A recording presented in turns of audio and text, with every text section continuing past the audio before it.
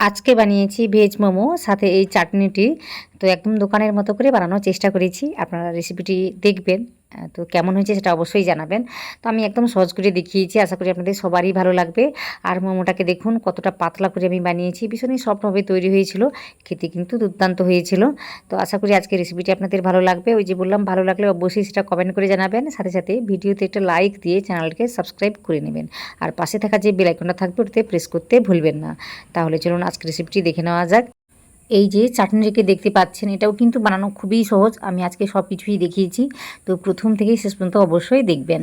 তো এই মোমোগুলোকে বানানোর জন্য আমি নিয়েছি ময়দা, ওই 3 কাপের মতো ময়দাটাকে নিয়েছি। বেশ কয়েকবার বাজার থেকে মোমোগুলো কিনে খেয়েছি, আর নানান জায়গার মোমো নানান রকম স্বাদের হয়। বিশেষ করে যেটা হয়, ওই কোনো মোমো সফট হয়, আবার কোনো মোমো শক্ত হয়। তো আজকে যেভাবে আমি দেখিয়েছি, এগুলো কিন্তু ভীষণই সফটভাবে তৈরি হবে, আর খেতে কিন্তু দুর্দান্ত লাগে। তো রেসিপিটি দেখবেন, আশা করি আপনাদের অনেক কাজে আসবে। তো এখানে আমি কি করেছি, ময়দা নিয়েছি, সাথে লবণ দিয়েছি, আর দিয়েছি তেল। তো 3 চামচের মতোই আমি তেলটাকে দিয়েছি। দিয়ে আমি জলটাকে দিয়ে না, একটা সফট ডো যেটা বলে ঠিক সেভাবে মেখে নেব। তো আজকে আমি একদম সফটভাবে দেখিয়েছি, তো এইভাবে অবশ্যই মেখে নিতে হবে। তো এইভাবে মাখালে আমি যেটা দেখেছি, একদম সফটভাবে কিন্তু মোমোগুলো তৈরি হয়ে যায়। তো মিডিয়াম সফট যেটা বলি ঠিক সেভাবে মাখালেও হতো। তো আজকে আমি একদম সফটভাবে মাখিয়েছি। তো আপনারা দেখতে থাকুন, সব কিছু বুঝতে পারবেন। তো মোটামুটি এইভাবে ধীরে ধীরে একটা ডো আমি তৈরি করে নিয়েছি, অল্প অল্প জলটাকে দিয়ে। ডোটাকে তৈরি করে নেওয়ার পর আমি একটু সময় নিয়ে কিন্তু মেখে নিয়েছিলাম। তো এইভাবে অবশ্যই মেখে নিতে হবে, এতে করে কিন্তু কী বলবো, ওই যে বললাম সফটভাবে তৈরি করে নেওয়া যায়। তো অবশ্যই একটু সময় নিয়ে কিন্তু মেখে নিতে হবে। তো আমি মেখে নিয়েছি, আর কতটা সফটভাবে তৈরি হয়েছে সেটা দেখে আশা করি বুঝতে পেরেছেন। তো আমি কি করব, এটাকে রেস্টে রেখে দেবো ওই 10 বা 15 মিনিটের জন্য। তো ওইদিকে আমি কী করেছি, তো কয়েকটা পেঁয়াজ আমি নিয়েছি, ওইগুলোকে একদম কুচি কুচি করে কেটে নেবো বলে। তো একটা চপার আমি নিয়েছি, এই চপারে করে কিন্তু আমি গাজর আর যা কিছু সবজি আছে সবগুলো কিন্তু আমি কী বলবো, কুচিয়ে নিয়েছি বলতে পারেন, বা কেটে নিয়েছি। তো এটাকে আমি এইভাবে একই রকমভাবে কাজটি করে নিচ্ছি। তো এইভাবে কাজটি করলে কিন্তু কী বলবো, সমস্ত সবজি কিন্তু একই রকম দেখতে লাগে, তো যে কারণে এইভাবে আমি কাজটি করেছি। আর আপনারা যদি পারেন তো হাতে কেটে কাজটি করে নিতে পারেন, তাতেও কিন্তু একই রকমভাবে কাজটি হয়ে যায়। তো দেখতেই পাচ্ছেন এখানে একদম একই রকমভাবে কিন্তু এই পেঁয়াজগুলো কেটে নিতে আমি পেরেছি। তো এই চপারে কাজটি করলে কিন্তু সহজেই হয়ে যায়। তো একই রকমভাবে সবজিগুলো কাটা হয়, তো দেখতেই পাচ্ছেন। তো এইভাবে কিন্তু আমি কেটে নিয়েছি। আগে থেকে ওই যে বললাম, গাজর আরও কিছু সবজি আমি এখানে কেটে নিয়েছিলাম, তো এইগুলো দেখিয়ে দিচ্ছি। তো এখানে বিনস নিয়েছিলাম, তো এগুলোকে একই রকমভাবে কেটে নিয়েছি, সাথে দিয়েছি গাজর। তো এইগুলো দিয়ে আমি কি করব, লবণটাকে মাখিয়ে রেখে দেবো। তো এইভাবে কাজটি করলে কিন্তু খুব ঝরঝরেভাবে এই পুরটাকে তৈরি করে নেওয়া যায়। সাথে ওই পেঁয়াজগুলোও আমি দিয়েছি। তো পেঁয়াজের মধ্যে অনেক জল থাকে বা রস থাকে, তো মোটামুটি একই রকমভাবে আমি কাজটি করে নেব। তো সব কিছুকে দিয়ে আমি ওই লবণটাকে দিয়েছি, লবণটাকে দেওয়ার পর মাখিয়ে আমি রেখে দেবো। তো এইভাবে অবশ্যই একটু মাখিয়ে রেখে দিতে হবে। তো আমি যখন 5 থেকে 10 মিনিট পরে দেখব, এই সবজিগুলো থেকে কিন্তু অনেকটা জল বেরিয়ে যাবে। তো যে কারণে এইভাবে কাজটি করে রেখে দিতে হয়। তো এইভাবে না কাজটি করেও মোটামুটি একটা কড়াইতে তেল দিয়ে এগুলোকে যদি হালকাভাবে ভেজে নেওয়া হয়, তখন কিন্তু একদম ঝুরঝুরিভাবে কাজটি হয়ে যায়। তো আমি এইভাবে কাজটি করে নিয়েছি, আপনারা দেখতে থাকুন। তো এখানে কি করেছি, তো এই সবজিগুলোকে রেখে দিয়েছি, আর ডোটাকে মেখে নেওয়ার পর এভাবে আমি একটা টমেটো আর দুটো লঙ্কা নিয়েছি। তো ঝালটা যে পরিমাণে খাবেন ঠিক সেটা বুঝে শুনেই কিন্তু লঙ্কাটাকে নিতে হবে। তো মোটামুটি আমি এই পরিমাণ লঙ্কা আর টমেটো নিয়েছি। তারপর এইগুলোকে একটু ঠান্ডা করে নিচ্ছি। তো ঠান্ডা করে নেওয়ার পর আমি খোসাটাকে ছাড়িয়ে নিয়েছি, বিশেষ করে ওই টমেটোর। তারপর ওটাকে আমি দিয়ে দেবো, একটু কেটে কেটে দেবো, এতে করে সহজেই কিন্তু পেস্টটাকে বানিয়ে নিতে পারবো। তো এইভাবে কাজটি করে নিচ্ছি। তো এই চাটনিটি বানানো খুবই একটা কঠিন কাজ নয়, একদম সহজেই হয়ে যায়। আর ভীষণই কী বলবো, একটা টেস্টি রেসিপি বলতে পারেন। তো অনেক কিছুর সাথে কিন্তু খাওয়া যায়। তো আজকে মোমোর সাথে খাবো বলে এই রেসিপিটিকে বানাচ্ছি। তো একদম স্মুথ করে বেটে নেব। তারপর কড়াইতে না একটু বেশি করে তেলটাকে দেব। তো দেওয়ার পর তারপর এই চাটনিটিকে বানিয়ে নেব। তো মোটামুটি তেলটাকে দিয়েছি, গরম করে নিয়েছি। তারপর অনেকটা পরিমাণে আমি দিয়েছি রসুন। তারপর দেব আমি আদা। রসুনটাকে দেওয়ার পর একটু সময় নিয়ে ভেজে নিয়েছি, ভেজে নেওয়ার পর আমি দিয়েছি আদা। তো মোটামুটি এই চাটনির রেসিপিতে একটু ওই কী বলবো, রসুনের পরিমাণটা বেশিই থাকে, যে কারণে খেতে কিন্তু ভালো লাগে। তো আমি একটু বেশি করেই দিয়েছি, দিয়ে একটু সময় নিয়ে ভেজে নিয়েছি। তারপর এখানে দেবো আমি লঙ্কা। তো পরিমাণটা মোটামুটি যতটা রাখতে চাইবেন বা খেতে চাইবেন সেটা বুঝে শুনেই কিন্তু লঙ্কাটাকে দিতে হয়। বলতে এখানে আমি চিলি ফ্লেক্সই দিয়েছি বলতে পারেন। তো এটা দিলে কিন্তু স্বাদও বেড়ে যায়, আবার দেখতেও কিন্তু দারুণ লাগে। তো যে কারণে চিলি ফ্লেক্স আমি একটু বেশি করে দিয়েছি। দেওয়ার পর ভেজে নিয়েছি, ভেজে নেওয়ার পর ওই যে টমেটো আর লঙ্কার পেস্টটা ছিল ওটা আমি দিয়েছি। তো যেভাবে ঘনত্বটা রেখে কাজটি করতে চাইবেন সেভাবে জলটাকে দিয়ে বেটে নিতে হয়। তো এইভাবে আমি বেটে নিয়েছি। তো একটু সময় ধরে ফুটিয়ে নেব।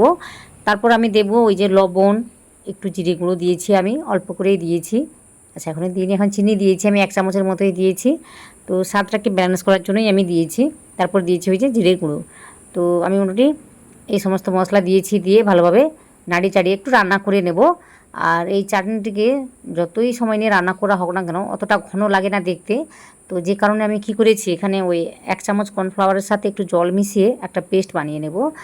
তো এইভাবে অবশ্যই কাজটি করে নিতে হবে। তো এইভাবে করলে না একদম দোকানের মতোই দেখতে লাগে এই চাটনিটিকে। তো যে কারণে আমি ওই 1 চামচের একটু কম বলতে পারেন আমি কর্নফ্লাওয়ার নিয়েছি। তো ওটাকে এইভাবে মিশিয়ে নেওয়ার পর আমি দিয়েছি। আর এখানে যতটা জল মেশাতে চাইবেন এই সময় কিন্তু দেওয়া যেতেই পারে। তারপর একদম হালকা আঁচেই কিন্তু রান্নাটিকে করে নিতে হয়। তো একটু আমি জল দিয়েছি, এরপরে দেওয়ার পর আমি রান্নাটিকে করে নিচ্ছি। হালকা আঁচেই কিন্তু রান্নাটিকে করতে হবে। তারপর একটু ভিনেগার দিয়েছি। যেহেতু কর্নফ্লাওয়ার দিয়েছি খুব তাড়াতাড়ি কিন্তু ঘন হয়ে যায়। তো একদম হালকা আঁচে রান্নাটিকে একটু সময় নিয়ে করে নিতে হবে। এতে করেই কিন্তু তৈরি হয়ে যায় এই চাটনিটি। আমি শেষে কিন্তু 1 চামচ ভিনেগার দিয়েছি। ভিনেগার না থাকলে 1 চামচ লেবুর রসও দিতে পারেন, তাহলে খেতে কিন্তু দারুণ লাগে। তো এটাকে আমি নামিয়ে নিচ্ছি। তো এইভাবে কিন্তু চাটনিটি সহজেই তৈরি হয়ে যায়। তো খুবই টেস্টি একটি চাটনি, তো বলতে পারেন মোটামুটি। তো অল্প সময়ের মধ্যেই তৈরি হয়ে যায় আর খেতে কিন্তু দুর্দান্ত লাগে। তো এটাকে আমি তৈরি করে রেখে দিচ্ছি। তো এইদিকে মোটামুটি 10 মিনিট হয়েছে। তো ততক্ষণে আমি অন্যান্য কাজ সমস্ত করে নিয়েছি। তো এখানে মোটামুটি দেখতেই পাচ্ছেন কতটা সফট হয়ে গিয়েছে। তো একটু সময় নিয়ে রেখে দিলে কিন্তু, তো 10 মিনিটের বেশি বলতে পারেন, 15 থেকে 20 মিনিট হয়ে গিয়েছে। আর এতটাই কিন্তু সফট হয়ে গিয়েছে। তো আমি কী করবো, এটাকে একটু সময় নিয়ে এভাবে মেখে নেব। তো এভাবে মেখে নেওয়ার পর এখান থেকে কয়েকটা আমি লেচি তৈরি করে নেব। তো আপনারা যদি চান একদম ছোটো ছোটো করে লেচিগুলোকে তৈরি করেও কাজটি করে নিতে পারেন। তো আজকে আমি একদম অন্যরকমভাবে তৈরি করছি। অন্যরকম না, সবাই যেভাবে বানায় আমি ঠিক সেভাবেই বানাবো। তো আপনারা দেখতে থাকুন। তো কয়েকটা লেচি আমি এখান থেকে বের করে নিচ্ছি বলতে পারেন। তো একটু বড় করে কাজটি করছি। তো এইভাবে করলে কিন্তু একসঙ্গে অনেকগুলো মোমো আমি তৈরি করে নিতে পারবো। তো যে কারণে এইভাবে আমি কাজটি করে নিচ্ছি। তো একটা বেলে নিচ্ছি। বেলে নেওয়ার পর দেখাচ্ছি কি করতে হবে।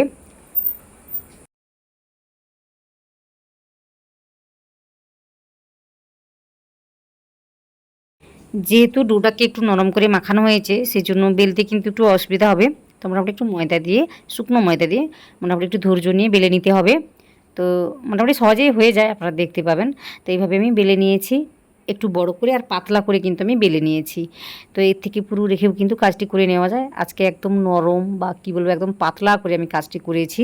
তো এইভাবে বানালে কিন্তু কী বলবো একদম সফটভাবে কিন্তু এই মোমোগুলো তৈরি হয়। তো যে কারণে এইভাবে আমি বানিয়ে নিয়েছি। তারপর দেখুন একটা গ্লাস নিয়েছি, এভাবে আমি শেপ দিয়ে কেটে নিচ্ছি।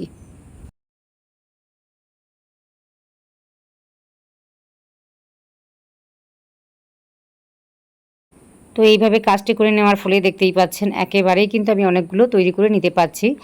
তো মোটামুটি এইভাবে কাজটি আমি করে নেব। যে কটা রুটি রয়েছে একই রকমভাবে বেলে নেব। বেলে নেওয়ার পর এইভাবে মোমোগুলোকে তৈরি করে নেব।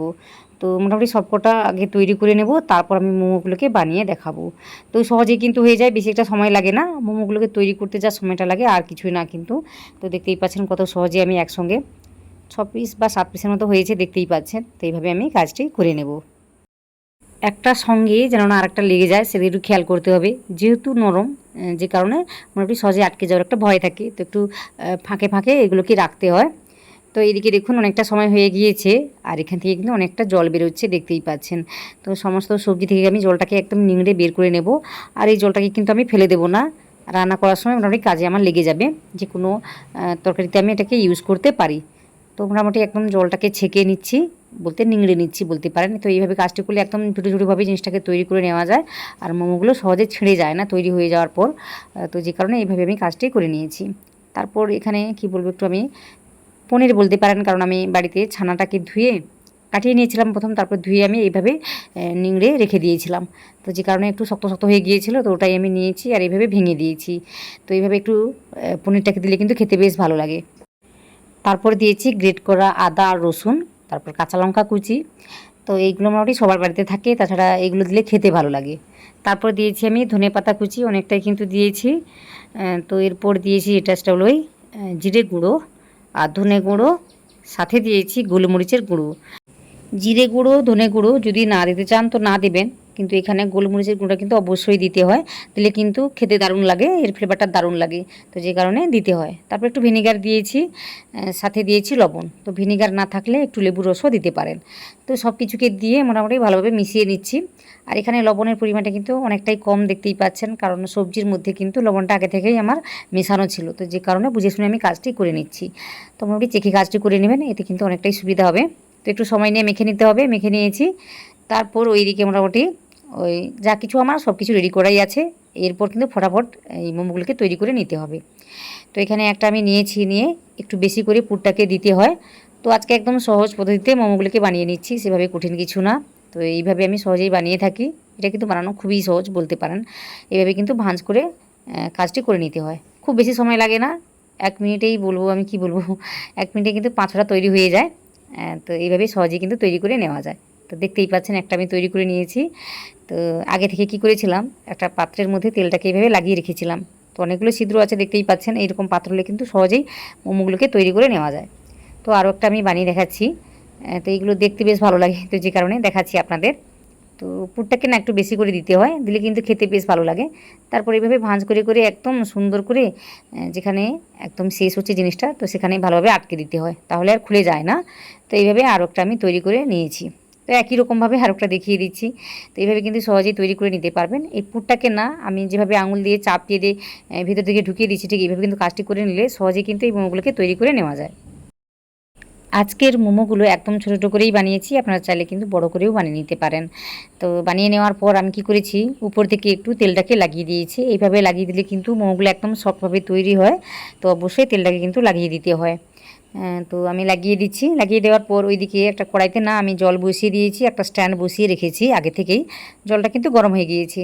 তারপর এইভাবে আমি বসিয়ে দিয়েছি, পাত্রটিকে বসিয়ে দেওয়ার পর আমি ঢেকে রান্না করে নেব 12 থেকে 15 মিনিটের জন্য। একদম হাই ফ্লেমেই কিন্তু রান্নাটাকে করে নিতে হবে, এতে করেই কিন্তু মোমোগুলো সুন্দরভাবে সেদ্ধ হয়ে যাবে।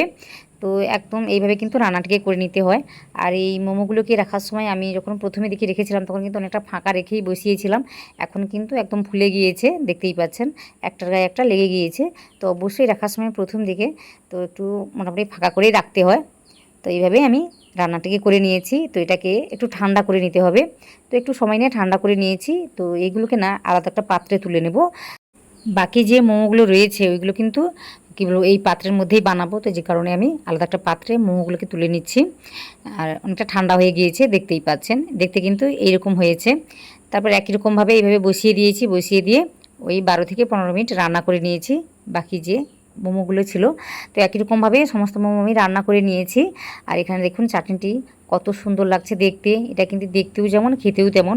তো অবশ্যই একবার বানাবেন, বানিয়ে আমাকে জানাবেন রেসিপিটি কেমন হয়েছে। তো আশা করি আজকের রেসিপিটি আপনাদের অনেক ভালো লেগেছে, যদি ভালো লেগে থাকে সেটা অবশ্যই কমেন্ট করে জানাবেন। তো অবশ্যই কমেন্ট করবেন, সাথে সাথে ভিডিওতে একটা লাইক দিয়ে চ্যানেলটিকে সাবস্ক্রাইব করে নেবেন।